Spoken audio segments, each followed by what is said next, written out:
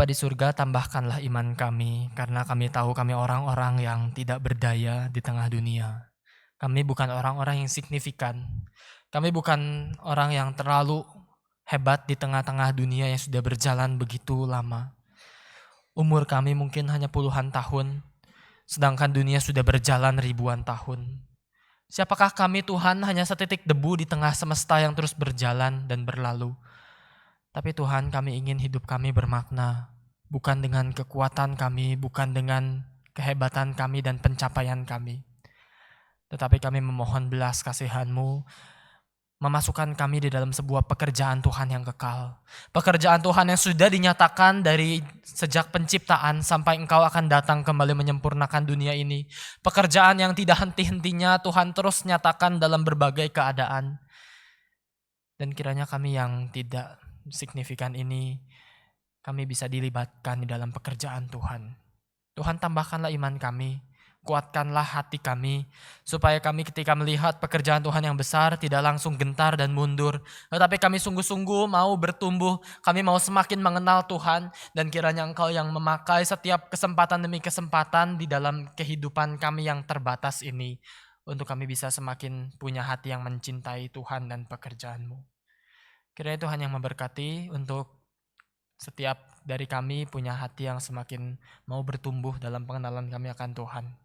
Sebentar kami akan merenungkan firman-Mu, kiranya Tuhan yang beranugerah atas setiap kami dan membuka hati kami, supaya firman itu tidak berlalu begitu saja, melainkan bisa terus tertanam dan membentuk setiap kami. Hanya di dalam nama Tuhan Yesus kami berdoa. Amin. Ya Bapak Ibu, kita memasuki satu perenungan berikutnya dari kitab Wahyu. Mari kita sama-sama membuka dari Wahyu pasal 2. Mari kita membuka Wahyu pasal 2, kita membaca bagian eksposisi berikutnya. Kita membaca Wahyu 2 ayat 18 sampai 29. Wahyu 2 ayat 18 sampai 29. Mari kita membaca surat kepada jemaat di Tiatira.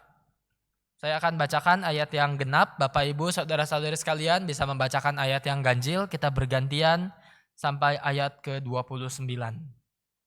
Kepada jemaat di Tiatira, ayat 18, dan tuliskanlah kepada malaikat jemaat di Tiatira, inilah firman anak Allah yang matanya bagaikan nyala api dan kakinya bagaikan tembaga. Aku tahu segala pekerjaanmu, baik kasihmu maupun imanmu, baik pelayananmu maupun ketekunanmu. Aku tahu bahwa pekerjaanmu yang terakhir lebih banyak daripada yang pertama. Tetapi aku mencela engkau, karena engkau membiarkan wanita Isabel yang menyebut dirinya nabiah, mengajar dan menyesatkan hamba-hambaku supaya berbuat zinah dan makan persembahan-persembahan berhala. Dan bertobat dari zina. Lihatlah, aku akan melemparkan dia ke atas ranjang orang sakit, dan mereka yang berbuat zina dengan dia akan kulemparkan ke dalam kesukaran besar, jika mereka tidak bertobat dari perbuatan-perbuatan perempuan itu.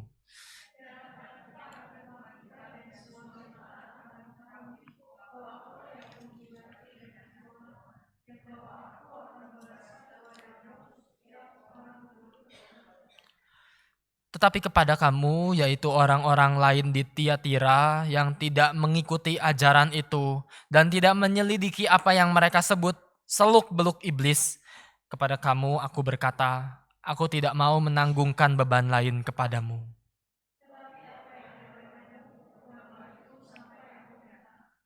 Dan barang siapa menang dan melakukan pekerjaanku sampai kesudahannya, kepadanya akan kukaruniakan kuasa atas bangsa-bangsa.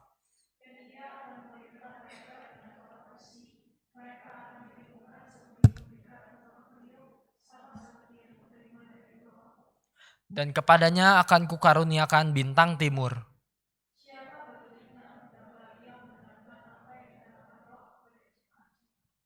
Ya, sampai di sini pembacaan firman Tuhan yang kita akan renungkan. Hari ini kita memasuki di dalam seri keempat mengenai surat kepada 7 jemaat. Saya kembali mengulang beberapa introduction karena mungkin Bapak Ibu Saudara sekalian mungkin ada yang tidak mengikuti dari awal seri eksposisi ini. Ada gambar yang bisa ditampilkan mengenai surat kepada 7 jemaat. Nah, Bapak Ibu, saya tampilkan sebuah peta. Ini adalah peta perjanjian baru. Bapak Ibu bisa melihat di sebelah kanan bawah ada satu lokasi yang ada disorot secara khusus di zoom gitu ya. Itu adalah lokasi Israel. Itu adalah lokasi Israel yang memang sampai hari ini ya di situ juga gitu ya. Israel, Palestina dan sebagainya. Mungkin teritorinya sedikit banyak berubah. Tetapi itu daerahnya, daerah Timur Tengah sana. Dan kemudian kita melihat dari Yerusalem itulah berita Injil sejak abad pertama mulai disebarkan sedikit demi sedikit. Mulai disebarkan oleh rasul-rasul ke Samaria, ke Yudea, dan dikatakan sampai ke ujung bumi. Sampai terus-menerus Paulus melakukan perjalanan dari Yerusalem ke berbagai tempat. Kita melihat di dalam banyak perjalanan Rasul Paulus. Nanti kalau Bapak Ibu melihat perjalanannya di Kisah Para Rasul, Bapak Ibu akan melihat betapa luasnya Injil akan disebarluaskan di abad pertama. Tapi hari ini kita mau melihat sorotan yang lebih lanjut mengenai jemaat-jemaat yang disebutkan di dalam kitab Wahyu. Bapak Ibu bisa melihat ada satu benua kecil atau daerah kecil gitu ya yang ditulis Asia di tengah-tengah yang warna kuning. Nah, kita melihat lebih dekat dari Asia ini adalah daerah yang disebut sebagai Asia Kecil. Asia Kecil ini mencakup satu kawasan tersebut dan Bapak Ibu bisa melihat beberapa nama kota yang ada tanda merahnya. Itulah 7 jemaat yang disampaikan di dalam kitab Wahyu. Jadi Bapak Ibu bisa melihat pertama-tama surat kepada jemaat yang ditampilkan di sini di kitab Wahyu pasal 2 kepada jemaat di Efesus gitu ya. Efesus ada di dekat pelabuhan. Nanti naik sedikit dari Efesus membahas pasal perikop berikutnya jemaat di Smyrna, naik ke atas sedikit. Naik ke atas sedikit lagi Bapak Ibu akan menemukan Pergamus. Kemudian mulai berputar sedikit melingkar akan Tiatira, turun ke bawah lagi Sardis, Philadelphia, dan Laodikia. Jadi ini adalah 7 gereja yang secara historis memang ada pada zaman itu. Secara historis memang mereka berdiri dan menjadi gereja mula-mula. Dan dan kitab Wahyu ini ditulis di akhir abad pertama.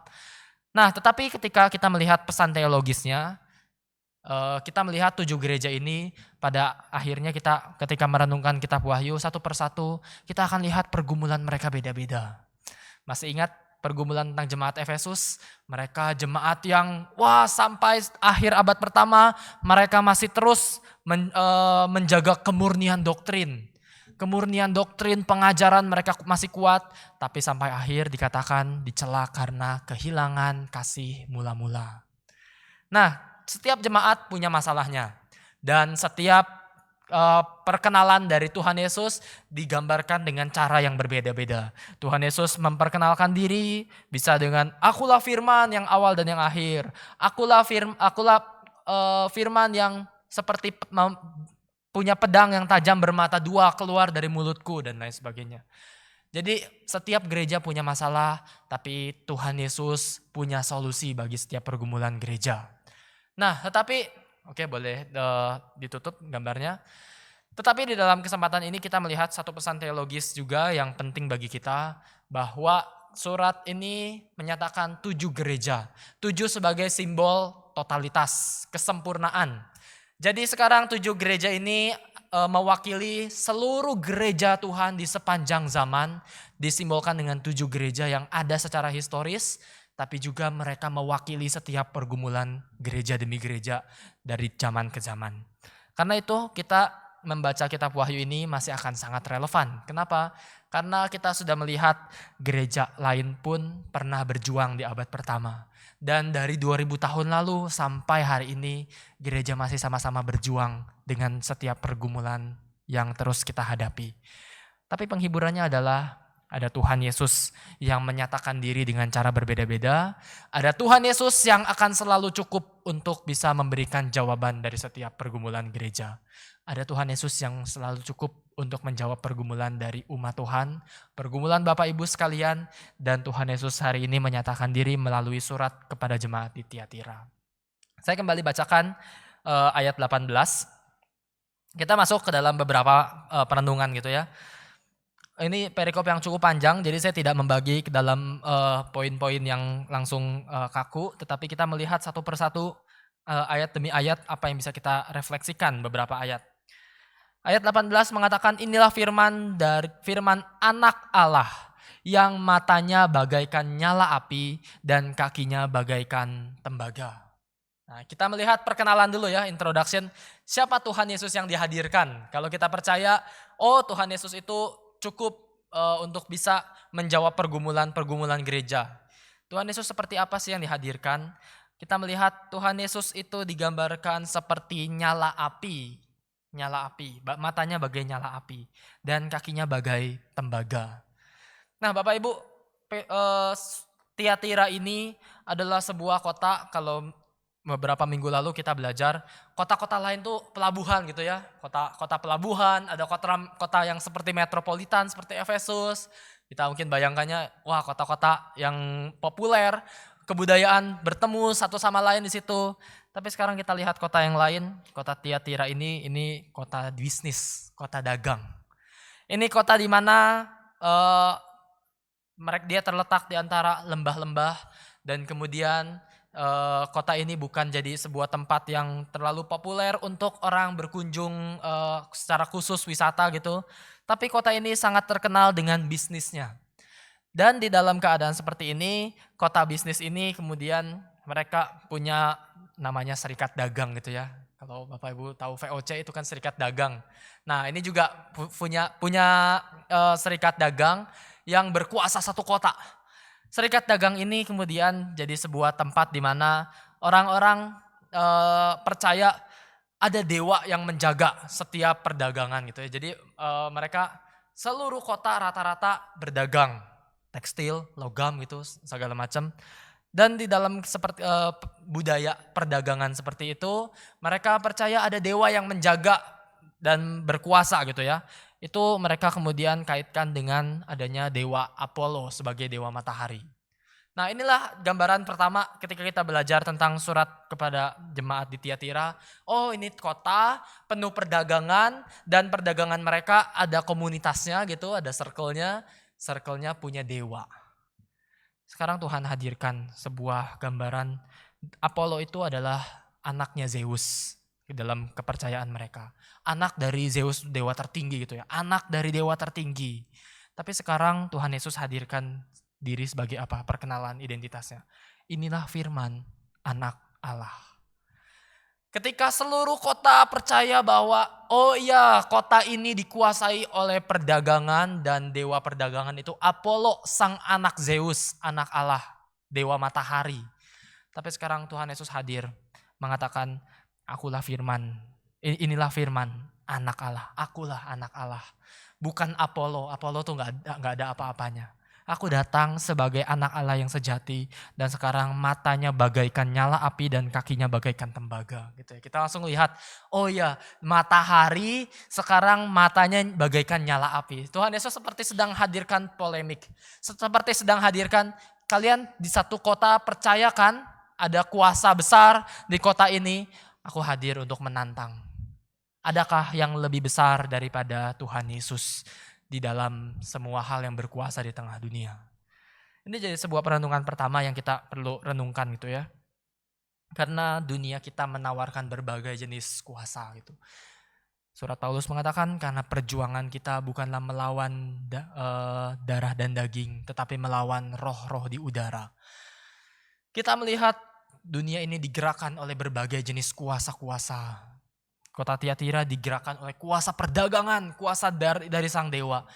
Kuasa-kuasa terus bergantian di tengah dunia, kuasa materialistik, kuasa hedonistik, kuasa berbagai macam. Kalau nanti di PA juga kita akan bahas berbagai jenis kuasa gitu ya. Kuasa misalnya berikutnya kita akan membahas tentang persaingan kekuatan, kuasa tentang militer. Bagaimana dunia ini baru dianggap sebagai dunia yang wah makin kuat sebuah militer negara, makin ditakuti mereka. Hari ini banyak negara-negara adu kekuatan, banyak negara-negara merasa kami superior, kenapa? Karena militer. Ada negara yang merasa kami superior karena keuangan, karena finansial ekonomi negara begitu kuat. Itu keadaan dunia kita Bapak Ibu. Penuh dengan persaingan, kekuatan, dan kekuasaan. Sekalian promo speak gitu ya. Dan Bapak Ibu perlu mengikuti pembinaan-pembinaan seperti ini supaya kita bisa sadar. Kekristenan ada di tengah-tengah pemerintah demi pemerintah yang juga punya porosnya masing-masing, punya kekuatannya masing-masing. Dan pemerintah mungkin punya cara masing-masing untuk menyatakan kuasa gitu ya. Kita tahu ada pemerintah-pemerintah yang ya katakanlah mengatur negaranya dengan sistem komunisme. Semua diatur oleh negara pada akhirnya ya, tentu tidak sempurna juga.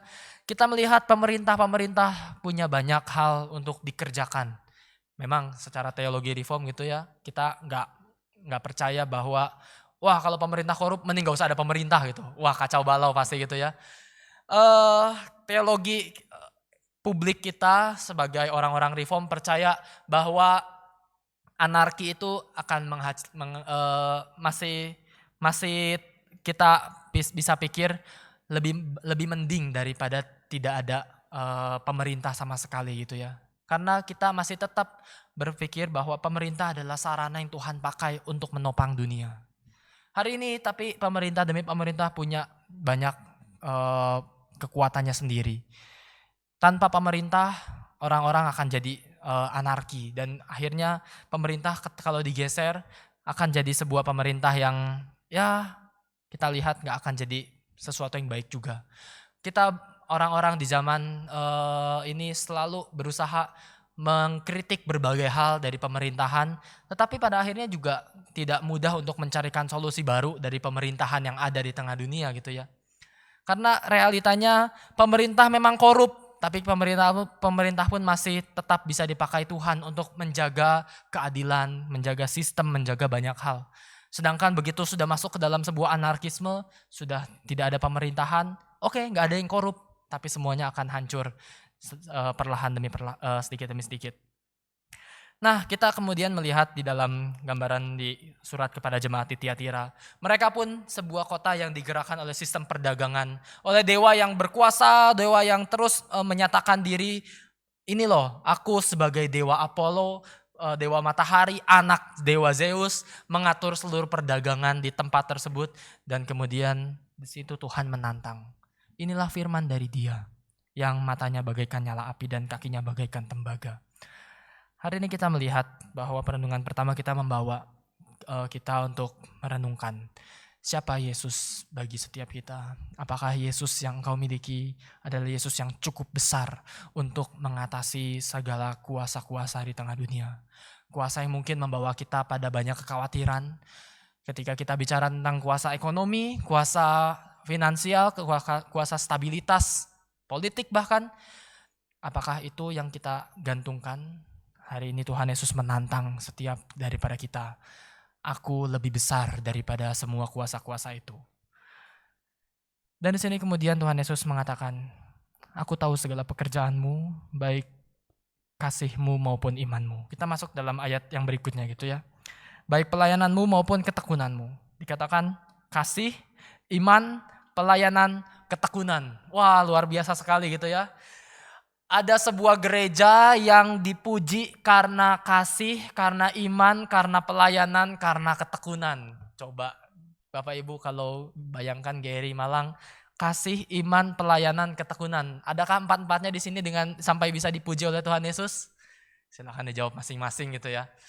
Tapi kita melihat ini jemaat di Tiatira ini sebuah gereja yang tidak bisa dianggap remeh. 4 hal, kasih, iman, pelayanan, ketekunan dipuji oleh Tuhan Yesus sendiri. Dan akhirnya kita kemudian melihat gambaran yang berikutnya, aku tahu bahwa pekerjaanmu yang terakhir lebih banyak daripada yang pertama. Wah ini gambaran yang begitu indah sekali. Bayangkan kita Gary Malang tiba-tiba dipuji, iya kalian, saya tahu Tuhan Yesus berkata, aku tahu kalian mengerjakan pekerjaan yang lebih baik daripada yang sebelumnya. Wah senang sekali gitu kan, sukacita sekali. Kenapa? Karena apalagi dibandingkan dengan misalnya contoh jemaat di Efesus. Oh ya doktrinnya kuat, pengajarannya masih kuat. Tapi kehilangan kasih yang mula-mula. Akhirnya Tuhan suruh mereka 3R, ingat? repent, return gitu ya. Remember, repent and return kalau masih ingat pembahasan tentang Efesus. Disuruh akhirnya berbalik kepada kasihmu yang mula-mula itu. Kalau enggak aku akan mengambil kakidianmu dari tempatnya. Itu kepada jemaat Efesus. Mereka doktrin kuat tapi kasih mula-mula hilang. Tapi bayangkan Tiatira ini kasihnya dipuji, imannya dipuji, pelayanannya dipuji, ketekunannya dipuji. Dan bahkan dikatakan pekerjaanmu yang terakhir lebih banyak dari yang pertama. Ini gereja yang sudah berjalan lama tetapi masih terus berkembang. Ini sebuah gereja yang sangat baik, sangat hebat. Tetapi kemudian gambaran berikutnya adalah ayat 20 mengatakan, tetapi aku mencela engkau. Kita langsung menemukan sebuah kritikan. Tuhan Yesus dia ketika mengkritik sebuah kekurangan, dia bukan langsung asal kritik semua, dikritik semua, dibilang kurang gitu ya. Siapa yang bisa sempurna gitu di depan Tuhan itu ya.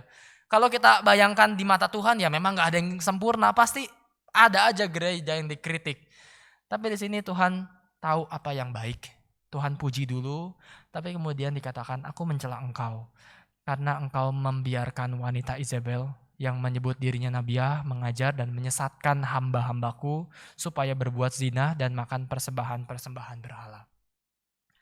Bapak Ibu, kita kemudian dibawa kepada sebuah perenungan bahwa gereja yang masih bisa sepertinya sangat baik pun, bahkan dikatakan 4 aspek tadi, kasih, iman, pelayanan, ketekunan, atau mungkin bahasa yang lebih kita sering dengar, iman, pengharapan, kasih gitu ya, IPK gitu.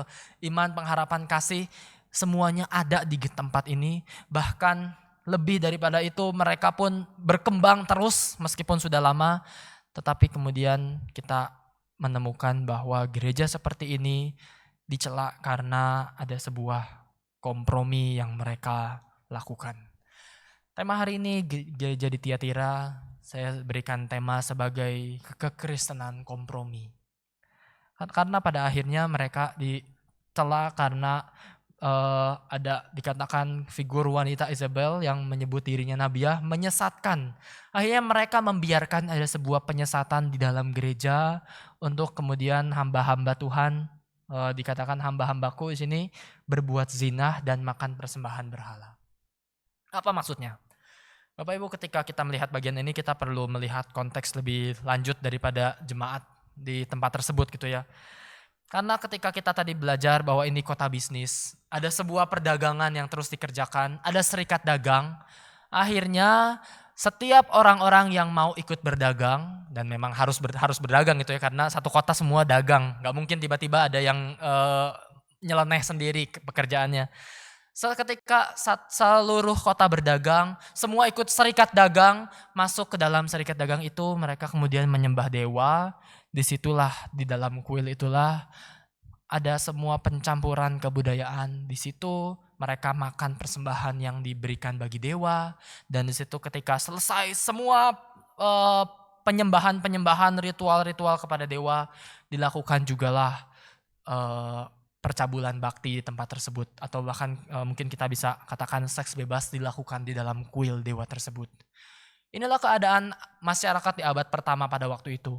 Masyarakat yang menyembah dewa, dan di situ ketika sudah menyembah kepada kuil dewa, kemudian mereka melakukan ritual seks satu sama lain antar banyak orang dalam satu kota supaya bisa menyenangkan dewa tersebut. Ini sebuah hal yang sudah sangat lazim zaman itu, karena dari perjanjian lama pun banyak gambaran-gambaran seperti itu. Dan kemudian masyarakat atau bahkan gereja di Tiatira sekarang diperhadapkan dengan pilihan itu juga. Mereka di satu sisi ya mereka tahu ini harus terlibat di dalam serikat dagang. Kalau enggak bisa berdagang. Kalau enggak bisa mengikuti seluruh pekerjaan yang dikerjakan di kota tersebut. Kalau mau maju di masyarakat itu harus jadi anggota serikat dagang, dan waktu join anggota serikat dagang itu harus ikut sembah dewa, harus ikut makan persembahan kepada dewanya, dan setelah itu harus mengikuti ritual seks yang mereka jalankan.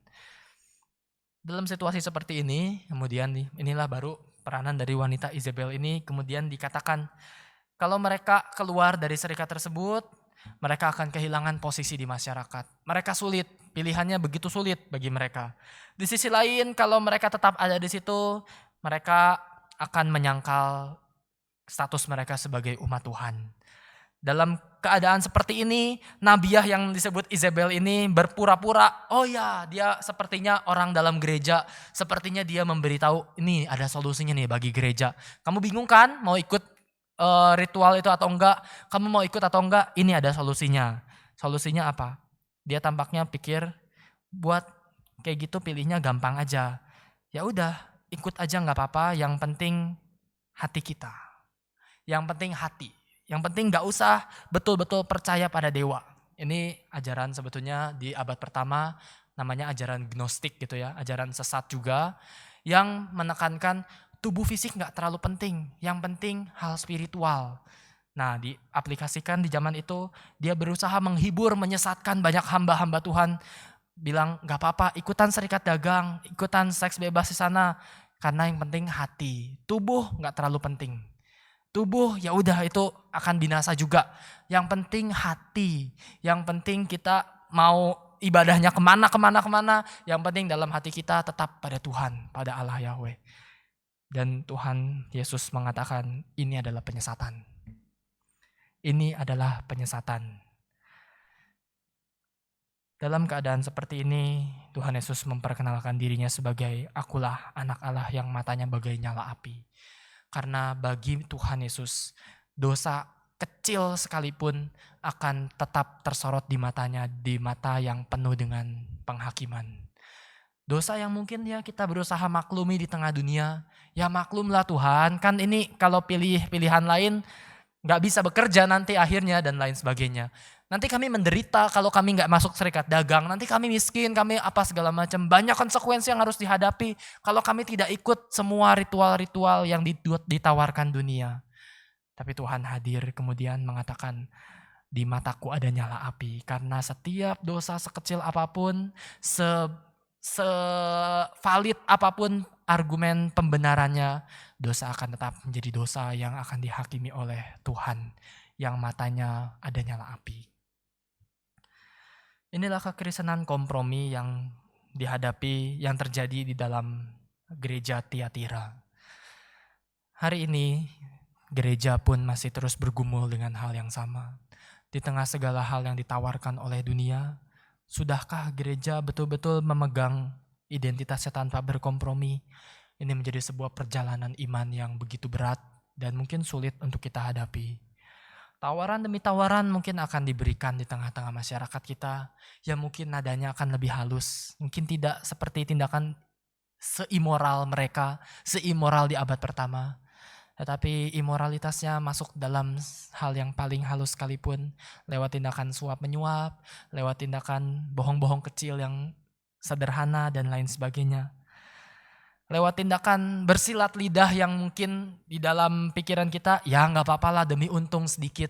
Padahal dalam hati kita ada sebuah perasaan yang mungkin gak apa-apa orang lain ketipu. Yang penting hidupku untung dan lain sebagainya. Ya ini sebuah persoalan etik yang tidak bisa diselesaikan dengan hitam putih. Tetapi kita melihat bahwa Tuhan memperkenalkan dirinya sebagai anak Allah yang matanya bagai nyala api. Dia tahu apa yang ada dalam hati kita. Dan di situ ayat 23 mengatakan, 23 bagian B, akulah yang menguji batin dan hati orang, dan bahwa aku akan membalaskan kepada kamu setiap orang menurut perbuatannya. Ayat 23b mengatakan, akulah yang menguji batin dan hati orang. Kita tidak pernah bisa tahu hati orang sebelah kita gimana gitu ya. Pasti masih banyak hal yang bisa disembunyikan sedemikian rupa. Bahkan antar keluarga pun, antar orang paling dekat pun bisa aja ada sesuatu yang masih bisa disembunyikan. Tapi hari ini Tuhan memperkenalkan dirinya, mata Tuhan bagaikan nyala api dan dia bisa menguji batin. Dia bisa melihat ke dalam hati. Hari ini mari kita punya kehidupan spiritual yang kembali dimurnikan. Bukan untuk kita dipenuhi perasaan terteror, tetapi kita sungguh-sungguh mau mengevaluasi kembali hati kita. Persoalan ini akan terus kita hadapi. Gereja sepanjang zaman akan terus menghadapi bahaya kompromi identitas. Tetapi di sini Tuhan menghadirkan sebuah penghiburan bahwa Tuhan memberikan kembali kesempatan untuk bertobat. Walaupun pada waktu itu banyak orang-orang tidak memilih untuk tidak bertobat gitu ya. Di ayat 21, ayat 22 dikatakan, aku telah memberikan dia waktu untuk bertobat, tapi dia tidak mau bertobat dari zinahnya. Lihatlah, aku akan melemparkan dia ke atas ranjang orang sakit dan mereka akan berbuat zinah dengan dia. Yang berbuat zinah dengan dia akan kulemparkan ke dalam kesukaran besar jika mereka tidak bertobat dari perbuatan-perbuatan itu. Bagi Tuhan tidak sulit untuk memberikan penghukuman demi penghukuman bagi setiap umat Tuhan yang berkompromi. Bagi Tuhan ini bukan hal yang sulit karena Tuhan bisa menggunakan berbagai cara. Misalnya ketika melihat ada orang gak mau bertobat, ya sudah di dalam gambaran ini langsung diberikan, aku akan melemparkan dia ke atas ranjang orang sakit. Ini Isabel digambarkan, ini perempuan yang menggoda banyak hamba Tuhan, menyesatkan banyak orang untuk punya ketidakkudusan di atas ranjang gitu. Dan kemudian Tuhan berikan hukuman juga. Oke, kalau kau hidup seperti itu, ku berikan hukuman juga yang engkau lakukan tentang dosa itu juga. Kita melihat sosok Isabel ini sebagai sosok yang begitu banyak menjatuhkan hamba-hamba Tuhan di zaman perjanjian lama gitu ya. Ini saya mungkin tidak sempat untuk membahas semua cerita tentang Isabel, tetapi dalam satu raja-raja pasal 19,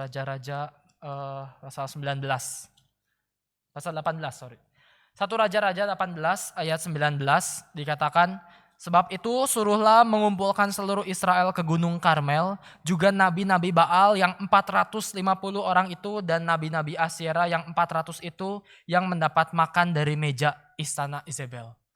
Kita melihat Isabel itu menikah dengan seorang raja Israel pada waktu itu, raja yang jahat yang bernama Ahab. Kita mungkin lebih tahu juga cerita tentang Ahab.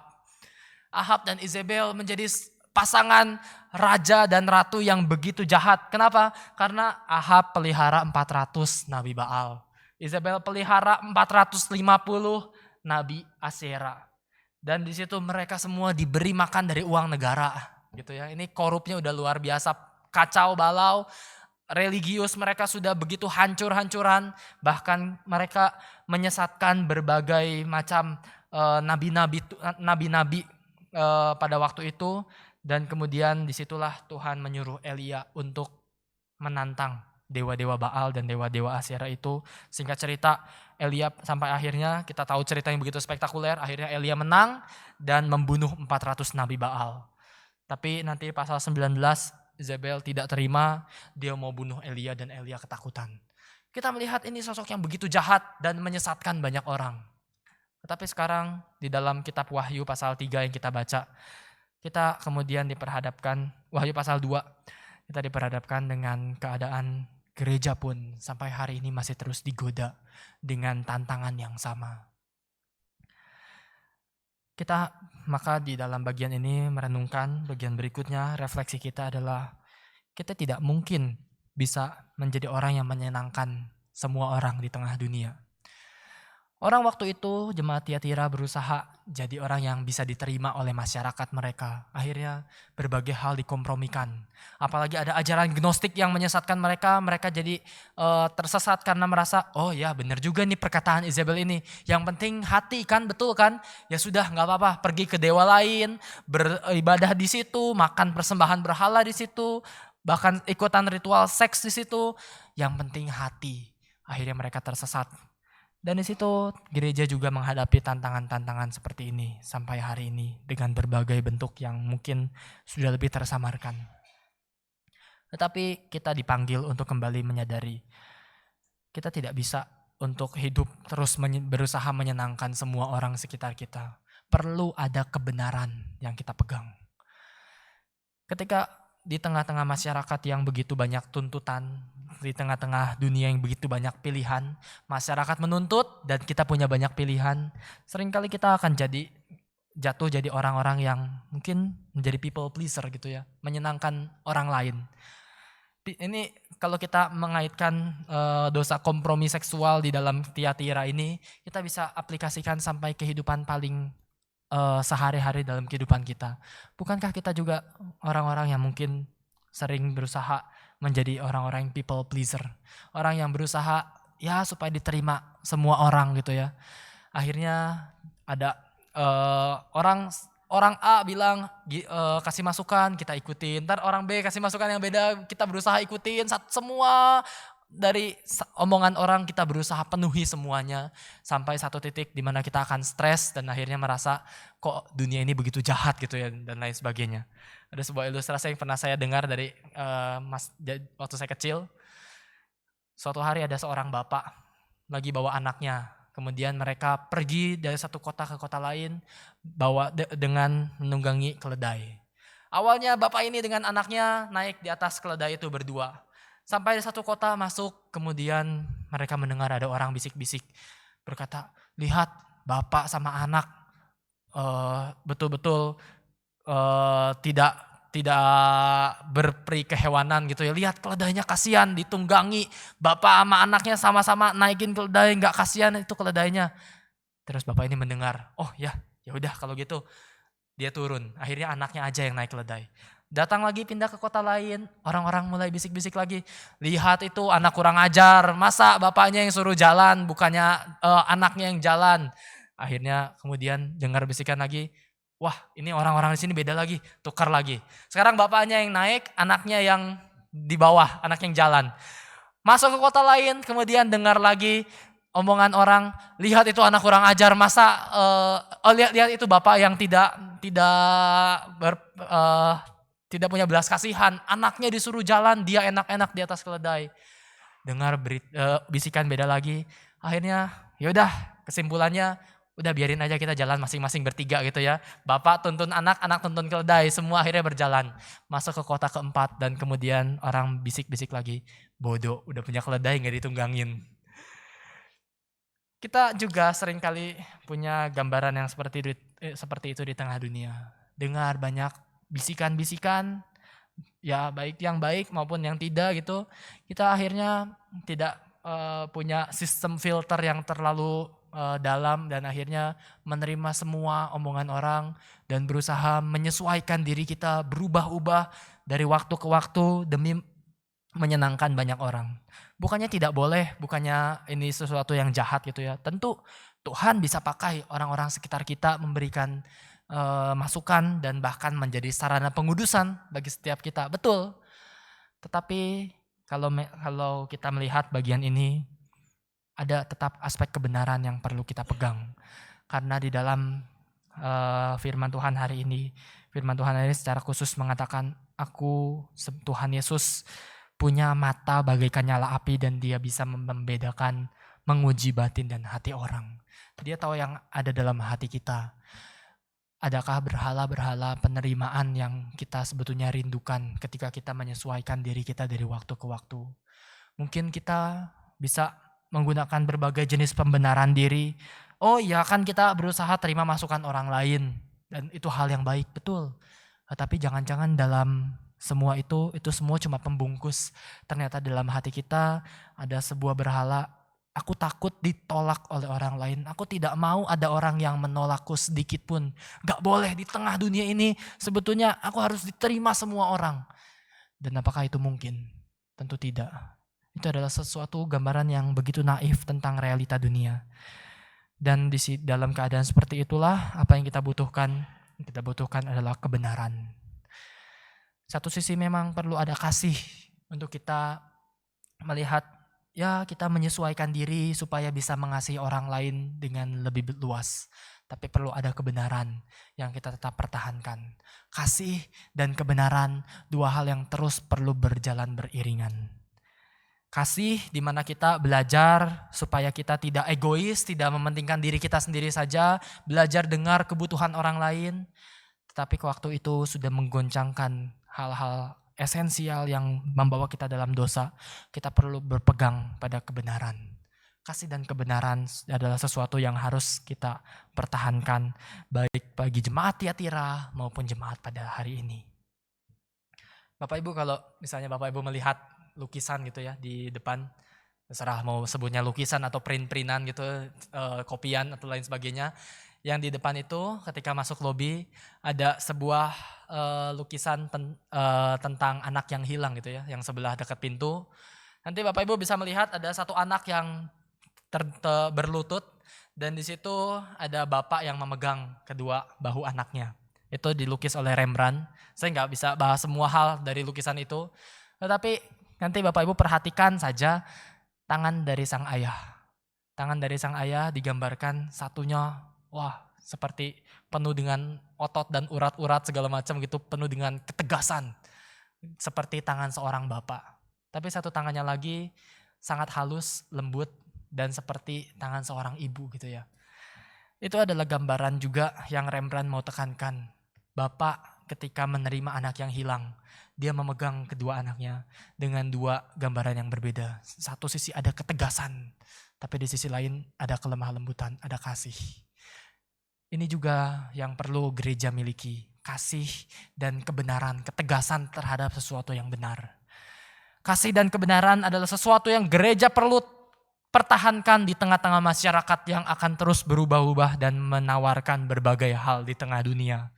Dan disitulah kita melihat gereja Tuhan tidak akan bisa bertahan kalau kita terus menyesuaikan diri dengan dunia, menyesuaikan lagi, berubah-ubah lagi, karena dunia tidak pernah kehabisan amunisi untuk menjatuhkan gereja.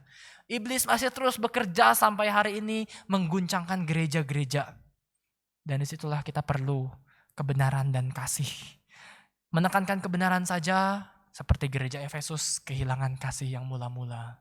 Tetapi hanya kasih saja tidak mau ada kebenaran seperti gereja di Tiatira yang akan terombang-ambing dan mengikuti tawaran dunia. Kasih dan kebenaran sesuatu yang perlu kita terus ingat dan tekankan di dalam kehidupan kita hari lepas hari. Maka bagian ini kemudian kita masuk ke dalam bagian akhir dari perenungan kita. Tuhan menyuruh mereka bertobat dan ayat 24 kemudian mengatakan, tetapi kepada kamu yaitu orang-orang di Tiatira yang tidak mengikuti ajaran itu dan tidak menyelidiki apa yang mereka sebut seluk-beluk iblis. Ini seluk-beluk iblis ini tadi gambaran gnostisisme yang saya sebutkan gitu ya. Bagaimana mereka dijerumuskan untuk berpikir yang penting hati, yang penting spiritual, tubuh tidak penting. Itu seluk-beluk iblis. Tapi Tuhan berkata bagi mereka yang tidak mengikutinya, dikatakan aku tidak mau menanggungkan beban lain kepadamu. Tetapi apa yang ada padamu, peganglah itu sampai aku datang. Dikatakan di bagian terakhir, barang siapa menang dan melakukan pekerjaanku sampai kesudahannya, kepadanya akan kukaruniakan kuasa atas bangsa-bangsa. Dengan berpegang pada kasih dan kebenaran, Tuhan mengajarkan kita bertekunlah, bertahanlah. Peganglah apa yang engkau sudah ketahui itu. Bagi kita yang sungguh-sungguh bisa bertahan, Tuhan akan kuatkan kita, Tuhan akan berikan sebuah kuasa untuk memerintah bersama Kristus atas bangsa-bangsa. Tetapi mereka yang mereka yang jatuh, dikatakan di ayat 27, mereka akan diremukan seperti tembikar tukang periuk, sama seperti yang kuterima dari Bapakku.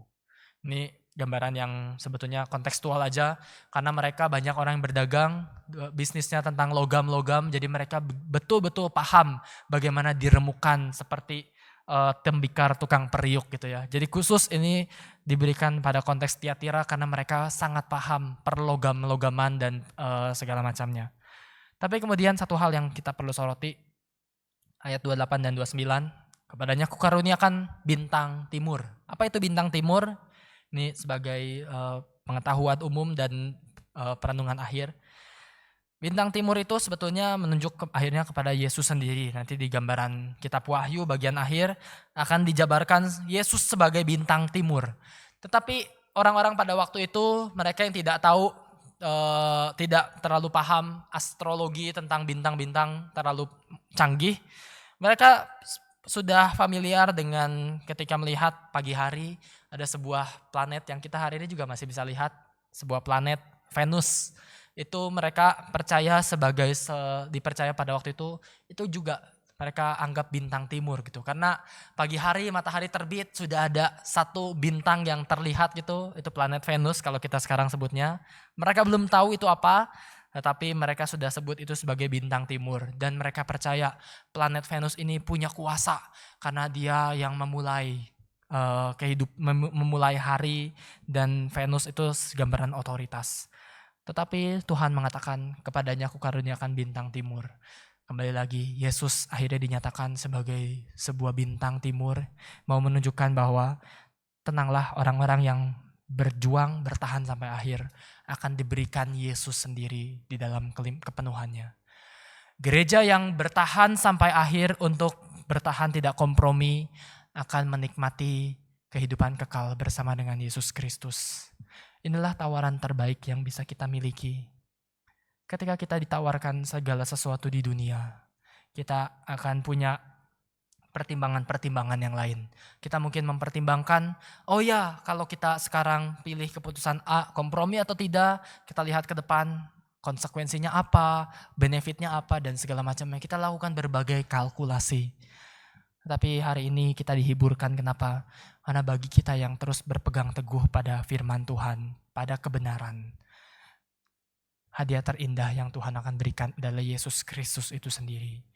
Hanya jika kita melihat Yesus adalah hadiah terindah bagi kita, maka kita tidak punya pilihan lain selain daripada mengikut Yesus.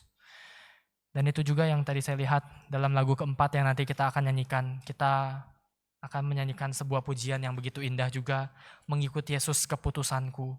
Hanya dengan kita melihat Yesuslah sebagai hadiah terindah yang Tuhan akan berikan, kalau kita bertahan sampai akhir, maka kita bisa berkata kepada dunia, tidak, dunia akan berlalu dengan kesudahannya, dengan kefanaannya, tetapi aku mau mengikut Yesus. Mengikut Yesus keputusanku, walau sendiri ku ikut Yesus, ku ikut sampai ku lihat Yesus. Itu lagu yang akan nanti kita nyanyikan setelah ini. Tetapi kita bersyukur karena hari ini gereja pun diberikan sebuah janji yang sama. Setiap kita yang mau bertahan sampai akhir, percayalah bahwa hadiah terindah ini akan diberikan. Dan mari kita berpegang teguh sampai Yesus datang kembali mendapati kita sebagai hamba yang setia. Amin. Mari kita berdoa. Bapa di surga, kami bersyukur karena kami sebagai umat Tuhan, di tengah segala kompromi yang kami harus hadapi sebagai tantangan zaman, tetapi kami diberikan kekuatan, bukan dengan kekuatan kami sendiri ya Tuhan, tetapi karena kami diberikan kebenaran-Mu, kami diberikan firman-Mu, kami diberikan kasih, diberikan kebenaran untuk kami berpegang teguh di dalam apa yang Tuhan mau kami lakukan.